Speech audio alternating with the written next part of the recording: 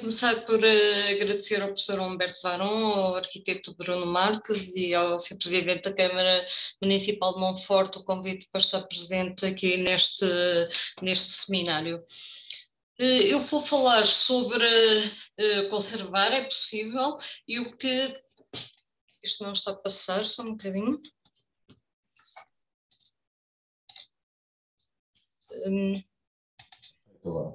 Tá? Para conservar, há uma série de procedimentos que nós temos que implementar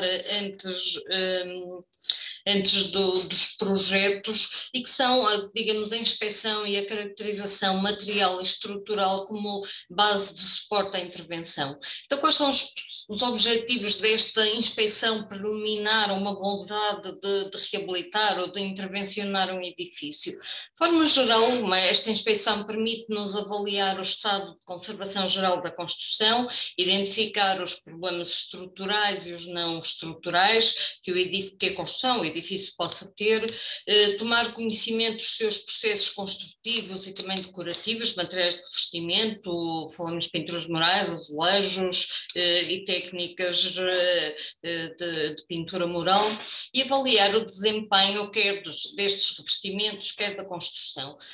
No fundo, o que esta inspeção nos permite é conhecer a construção como um todo e não como, digamos, só uma estrutura velha que está ali, digamos, e que precisa de renovação. É este conhecimento que nós obtemos sobre a construção, sobre os seus processos construtivos tradicionais, e temos aqui esta moradia que viram no slide anterior, em que temos fingimentos de madeira sobre madeira, fingimentos de madeira sobre rebocos, mármores, pinturas de mármores, fingimentos, tabiques e uma série de materiais e processos construtivos tradicionais. E, a nível estrutural, nós precisamos também de avaliar o estado de conservação da estrutura e avaliar a segurança das construções. Isto permite-nos, esta inspeção, identificar pontos críticos estruturais, podem ser globais ou de elementos, ou seja, a construção pode em si, por exemplo, ter um assentamento numa zona e, portanto, todos os danos estão localizados nessa zona, ou poderemos ter uma fratura ou, numa viga, ou uma fissura num pilar, uma coisa mais localizada, e, portanto, esta inspeção ajuda a identificar a necessidade de uma eventual intervenção estrutural. Eu faço notar que esta inspeção de âmbito estrutural é muito importante, porque normalmente é por aqui que se começam a destruir as construções, é porque não há segurança, portanto o edifício a intervencionar não possui a capacidade estrutural para o novo programa, o que se pretende fazer, e portanto acontece muitas vezes, digamos, ser parte da estrutura que acaba por viabilizar a demolição integral, muitas vezes, do interior dos edifícios. E também esta inspeção nos permite, digamos, monitorizar ou perceber se é necessário monitorizar alguma construção para decidirmos, para conhecermos o seu comportamento e vir a decidir.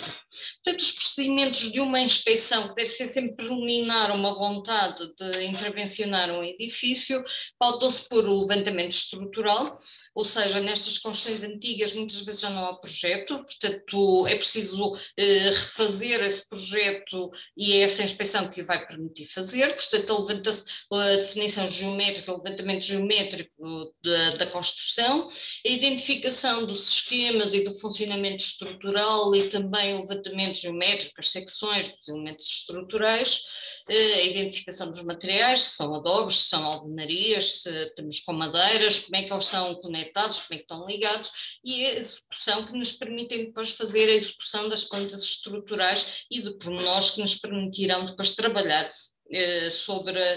debruçar-nos sobre a análise da estrutura. É importante também nesta inspeção fazer a identificação dos danos e o seu diagnóstico, ou seja, identificar os danos no local, fazer o registro fotográfico global e detalhado que nos permita depois em gabinete e com mais calma poder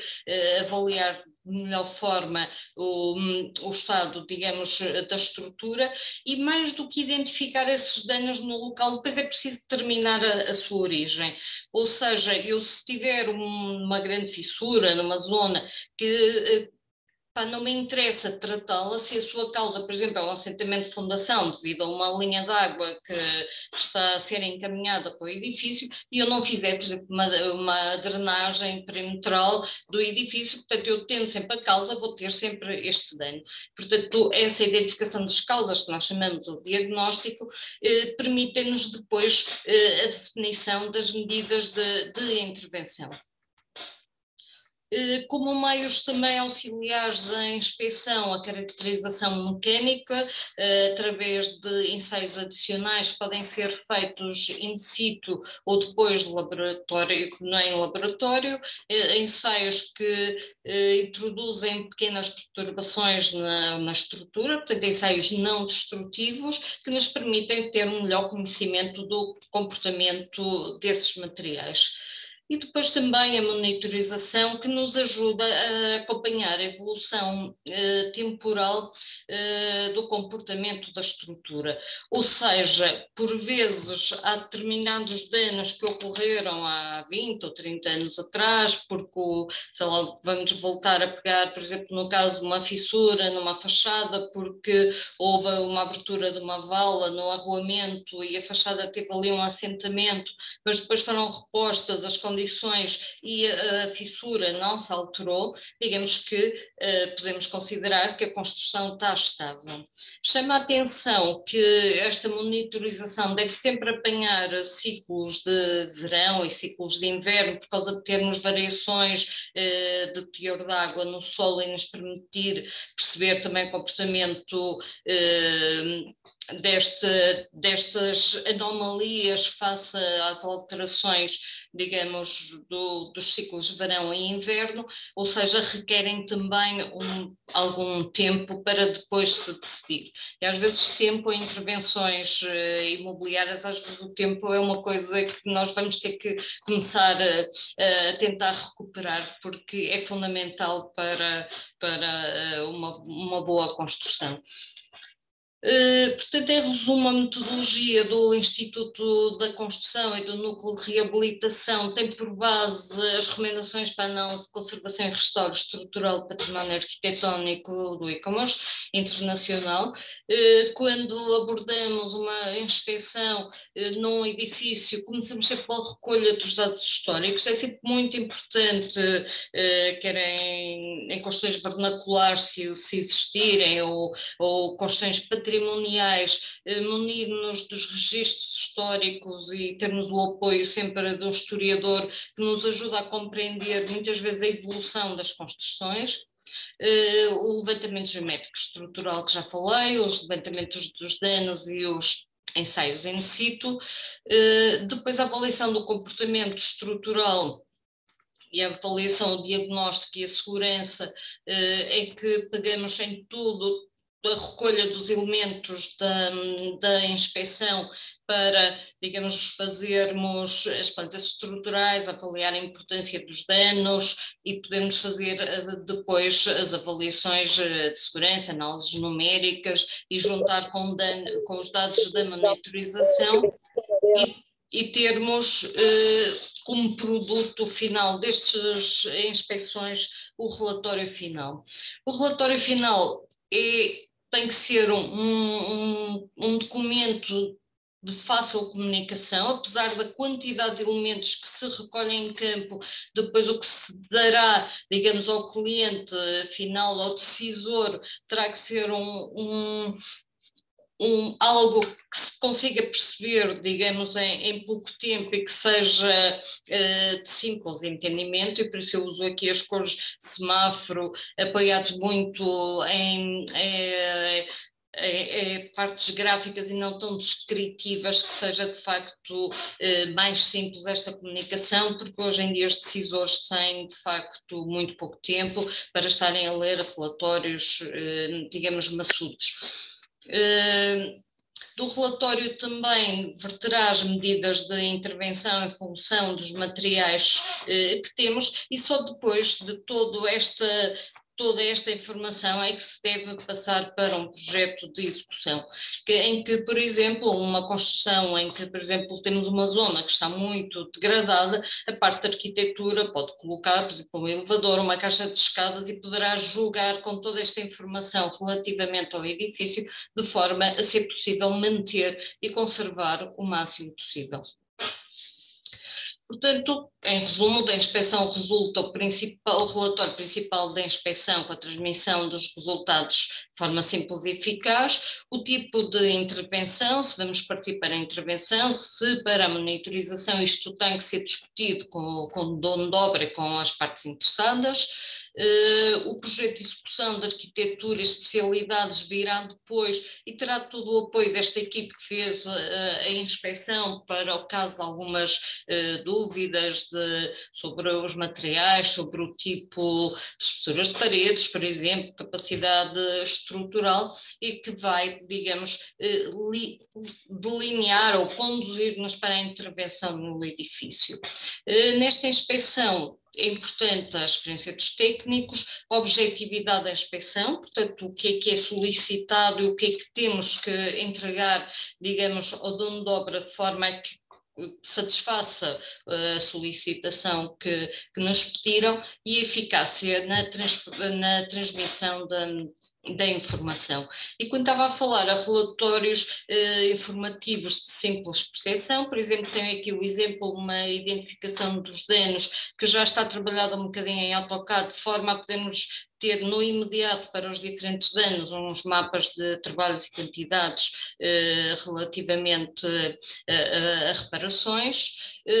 Um exemplo, por exemplo, um mapa de danos também muito simples, em que os danos são numerados de 1 a N, que temos a descrição do tipo de dano, a identificação das causas, medidas de prevenção ou de reparação e sempre o registro fotográfico associado, e também há alguns esquemas que são feitos,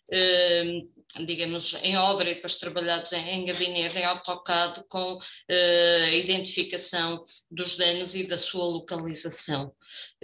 Aqui um exemplo também de um mapa de formações de um pavimento face a umas paredes que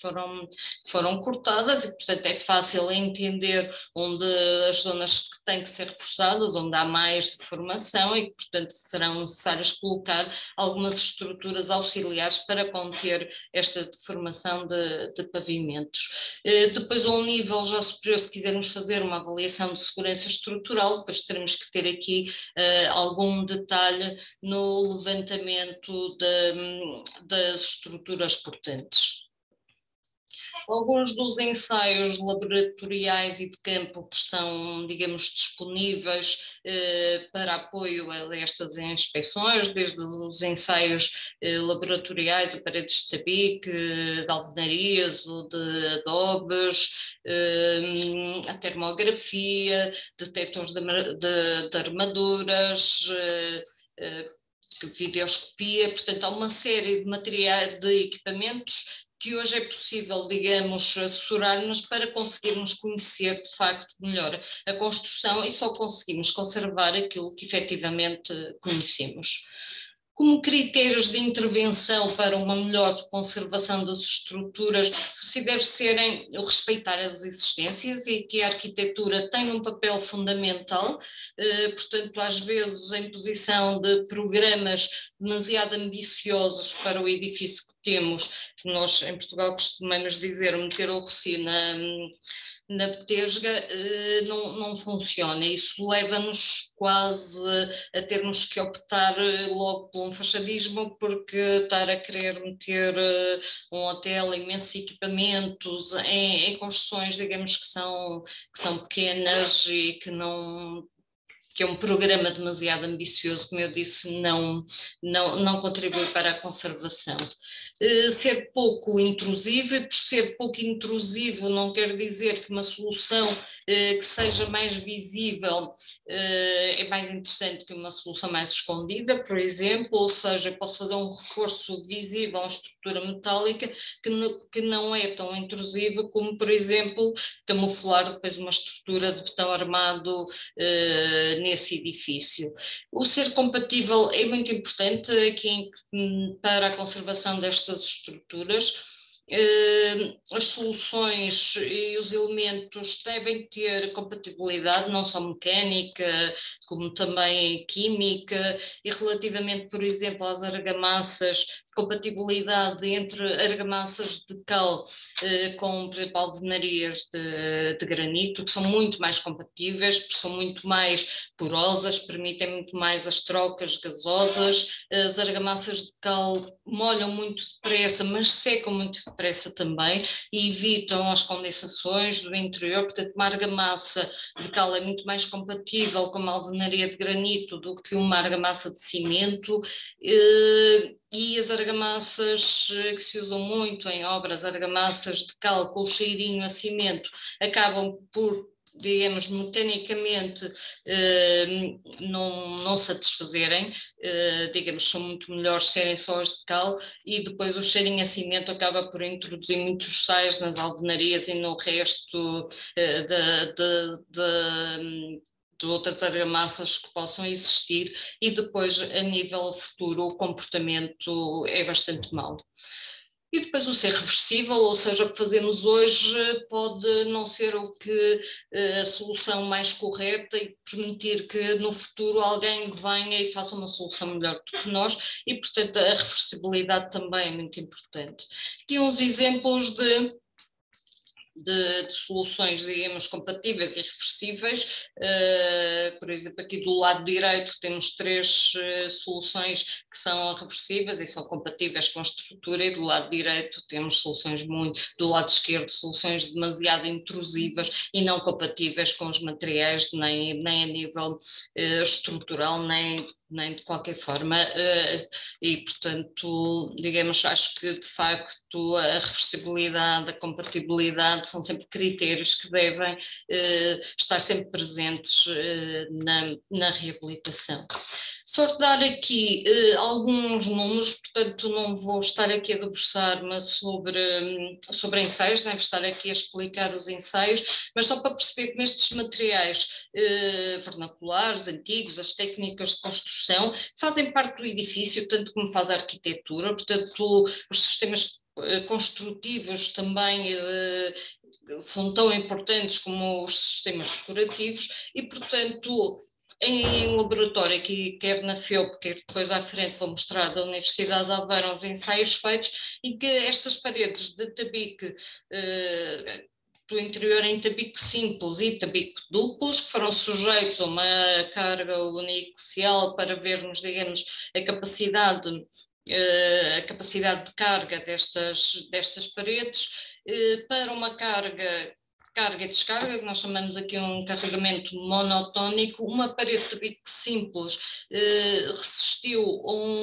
1,8, cerca de 1,8 toneladas por metro.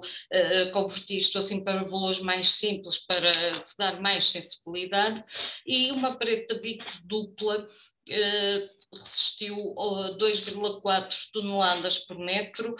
em carregamento no laboratório, com um deslocamento vertical residual, ou seja, ela foi carregada, foi descarregada e teve uma deformação de 9 milímetros.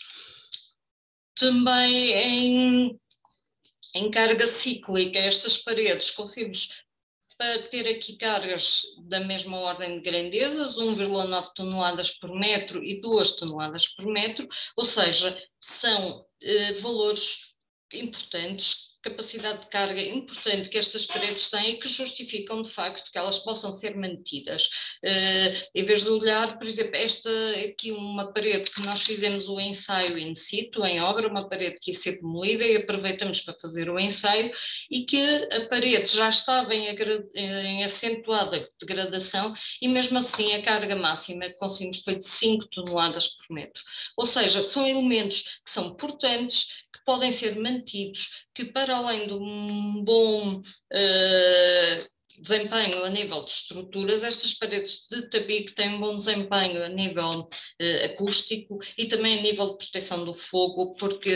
estas paredes têm grandes argamassas lateralmente e, portanto, são paredes que não devem ser desprezadas e, portanto, não há razão nenhuma para as demolir e há engenharia que chegue para, digamos, ajudar as pessoas a dizer esta parede tem capacidade de carga ou não tem, não são elementos que devem ser demolidos assim de repente só porque parecem que têm mau aspecto. Campanha também experimental em laboratório para paredes de alvenaria, com folha simples e paredes de 2 folhas, com emissão de travadores. Para quem não sabe, travador é um termo mais do norte, eu não sei se há quem chame juntouros, há quem chame ligadores. Isso quer dizer o quê? Que quando temos paredes de 2 folhas em que as pedras estão em determinado alinhamento, há sempre umas que vão atravessando, portanto vão juntando e travando, e por isso os travadores, os juntores, e portanto fizemos ensaios com diferentes tipos de parede. E chamo só aqui a atenção que esta parede que está aqui também é de uma obra, veio de uma obra também do Porto, veio assim aqui para o laboratório e observe-se a tal que ela não é, tem muitas aberturas no meio, ela não é perfeitamente contínua. O engenheiro Segadens Tavares diz a falsa resistência das paredes do Porto, porque elas de facto têm muitos vazios no meio, e depois já vou falar um bocadinho à frente o que é que acontece quando se faz o enchimento destes vazios, e portanto só para aqui o esquema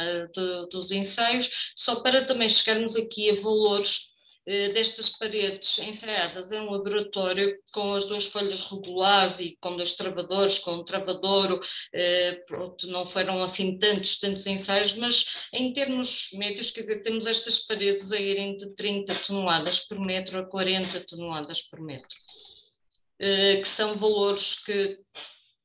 são mais ou menos, não aqui nesta gama de tensões aqui que já havia na bibliografia do segurado, em que podemos andar aqui nestes ensaios que nós fizemos, andamos aqui entre a cantaria e argamassa de cal e a alvenaria e argamassa de cal, portanto isto foi comprovado em laboratório. Relativamente à parede que eu estava a falar do Porto, em que tem muitas cunhas e só tem argamassa basicamente nas faces visíveis, depois de selarem juntas e ter sido feitas injeções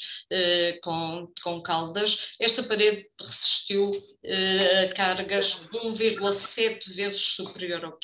ao que teve anteriormente em condições originais. Portanto, as técnicas de injeção e técnicas de reforço não tão intrusivas como a demolição da parede, a introdução de estruturas de betão armado pelo interior, são técnicas que permitem dotar as estruturas de maior capacidade de carga. Relativamente à parede de adobe que falei há um bocadinho, foi feito na Universidade de Aveiro, uns ensaios, umas paredes, e também, em média, estas paredes resistiram a 11 toneladas por metro. Portanto, com estes valores, não é, digamos, razoável que se proceda à demolição dos interiores dos edifícios com materiais de construção vernaculares, muito mais sustentáveis, e como vimos na apresentação anterior, que também a nível de conforto térmico funcionam muito bem, devem ser de facto salvaguardados. Aqui um exemplo, uma coisa muito curta de um trabalho muito simples feito entre o Instituto da Construção e a Direção Regional da Cultura do Norte, cujo objetivo era um reforço estrutural no monumento da Rota do Românico, o Mosteiro de Santa Maria de Pombeiro, mantendo-se, a pretensão era manter-se o existente. Este trabalho foi muito localizado na portaria do mosteiro, que antigamente estaria aberta, e portanto está aqui marcado a amarelo, não existia, era uma coisa feita recentemente, estava a funcionar como espaços de catequese, e alguns no tempo isto foi bastante compartimentado, e cujos vigamentos a este nível de cota, eu não sei se vem o meu cursor. Sim, consegue-se ver. estavam bastante degradadas estas vigas e tinham colocado aqui umas escoras. Portanto, ou seja, isto era o levantamento do que estava, isto aqui estava tudo fechado e tinham aqui estas duas escoras aqui a segurar as vigas do segundo piso. Portanto, esta era a vista da entrada, este pavimento não existiria aqui, havia só uma zona lateral, e portanto punha esta entrada um bocadinho, digamos, um bocadinho atarracada de baixo, e aqui as tais escoras que iam depois ao piso de cima suster as vigas de madeira. Portanto, o que se pretendia aqui era repor o anteriormente existente, ou seja, retirar esta zona central para dar altura à entrada, àquele escadório da entrada do mosteiro, que era assim, havia registros de que esta entrada era assim, e tentar, digamos, estabilizar aqui estas vigas sem mexer no pavimento de cima. Temos aqui uma nova vista sobre este escoramento e o que se fez foi, de facto, uns ensaios com o registógrafo para avaliar estas peças de madeira e que se concluiu que elas não tinham por si só capacidade resistente. Portanto, a solução que se optou foi colocar um perfil metálico, um H lateralmente às vigas de madeira, que coordenado com a arquitetura, eles preferiram as duas vigas de madeira, as duas vigas metálicas do mesmo lado, e portanto foi colocada uma chapa para receber e para transmitir para o perfil H as cargas destes vigamentos do pavimento que estavam a assentar sobre a viga principal de madeira, e portanto a solução final foi a que aqui está. Foi necessário chumbar as vigas de madeira na parede, as vigas metálicas na parede, teve que se fazer a abertura para as vigas passarem para o lado de lá e depois voltarem para o lado de cá. As vigas metálicas ficaram paralelas ao vigamento de madeira. Foi refeito também a estrutura metálica, aquele passadiço que havia à volta sobre esta zona da entrada, e portanto a solução final ficou com este passadiço, portanto, visto na entrada, ganhou aquele pé direito duplo que sempre teve, e, portanto, aqui a nível do primeiro piso, as vigas metálicas até optou a arquiteta Isabel Sereno por nem pintar, e, portanto, é uma estrutura que, digamos, um reforço que vai de encontro àqueles princípios que nós falamos, da reversibilidade, da manutenção, da compatibilidade das estruturas, e de facto, quer dizer, para se chegar aqui a este trabalho teve que ser feito algum trabalho de recolha de dados históricos do edifício, de perceber como é que era este átrio, como é que se poderia intervencionar, como é que estas peças iam entrar, e também com o auxílio alguns ensaios in situ. Pronto, era um bocadinho isto que eu vos queria falar, que salvaguardar e valorizar o património construído passa pelo registro das intervenções e das técnicas, dos materiais e dos processos de construção, que devemos respeitar as construções existentes e pressupondo o conhecimento das técnicas e dos processos construtivos, também numa ótica de uma economia circular, na manutenção o mais possível do existente, e as avaliações estruturais de muitos materiais, e principalmente a madeira, que muitas vezes no princípio aparece que está podre, que são estruturas muito degradadas, retirando e limpando meio centímetro, 1 centímetro que possa estar afetado com alguns ataques Desculpem lá, agora estou-me a esquecer da madeira dos ataques biológicos. Conseguimos ter, digamos, soluções portantes capazes de manter estas estruturas. E obrigada.